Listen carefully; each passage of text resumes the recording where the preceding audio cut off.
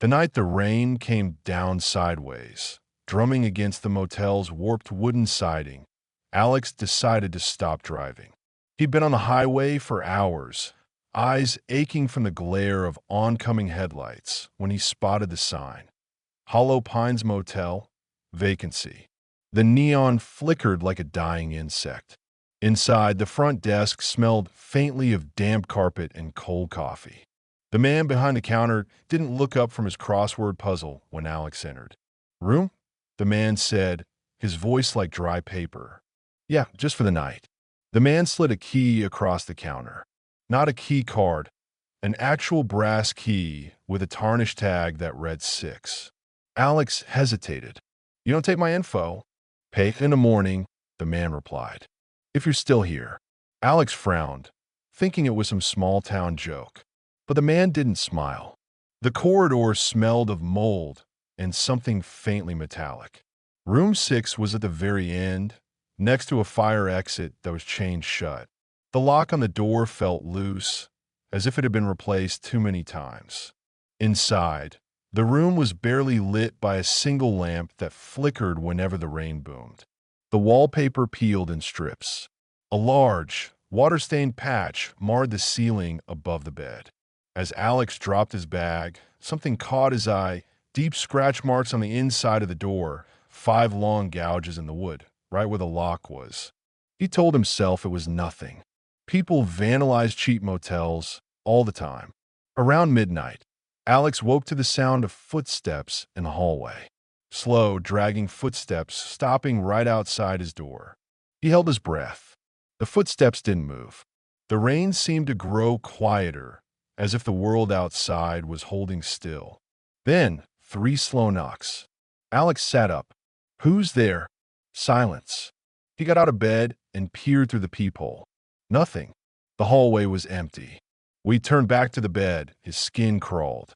The water-stained patch on the ceiling looked darker. Wet somehow. At 1:37 a.m., he woke again to the sound of dripping. It was coming from the ceiling. The stain was now almost black, the size of a dinner plate. Each drop landed on the carpet with a soft pat. Alex reached for the phone to call the front desk, but stopped. There was breathing, not from outside the room, from above him. Slow, wet, rattling breaths, as if someone was lying directly on the other side of the ceiling, inches from his head.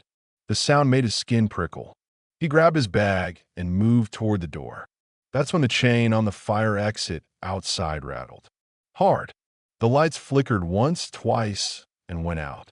He stood frozen in darkness, hearing the breathing above shift closer to the wall, closer to him. Then the scratching began. It came from inside the ceiling, moving toward the corner nearest the door. The sound was frantic, desperate, like nails dragging through wet wood. A soft, wet thud followed. Something heavy had dropped inside the wall cavity.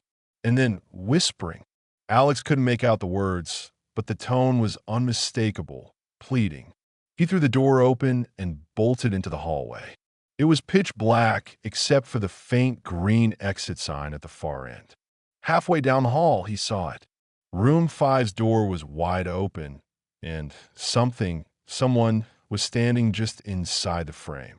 Its head was bent too far to the side like a broken doll. Its long, damp hair clung to its face. It stepped forward into the faint light. Its skin was pale and bloated, its eyes black and glistening like wet stones. Alex ran. He didn't stop until he burst into the front office. The clerk was gone. The crossword lay unfinished, the pen resting on the counter. The rain outside had stopped completely, leaving the air unnervingly still. Alex grabbed the phone, but there was no dial tone, just a faint, wet breathing. From the back office door, a shadow moved. Something stepped out, tall and impossibly thin, its head brushing the ceiling. Its face was wrong. Eyes too large, mouth too wide, skin stretched so tight you could see the shape of bone underneath. It smiled at him. Alex backed toward the front door, fumbling with the lock. But behind him, from somewhere deep in the walls of the motel, came dozens of voices whispering at once. The voices grew louder until they were all he could hear. Stay, stay, stay. The tall figure tilted its head toward him, still smiling. And then, in the exact voice of the motel clerk, it said, "If you're still here in the morning, you'll never leave." The rain started again. In the morning, room 6 was empty. The bed was neatly made, the bag gone. But the ceiling stain was darker than before, and if you stood under it long enough, you could swear you heard breathing.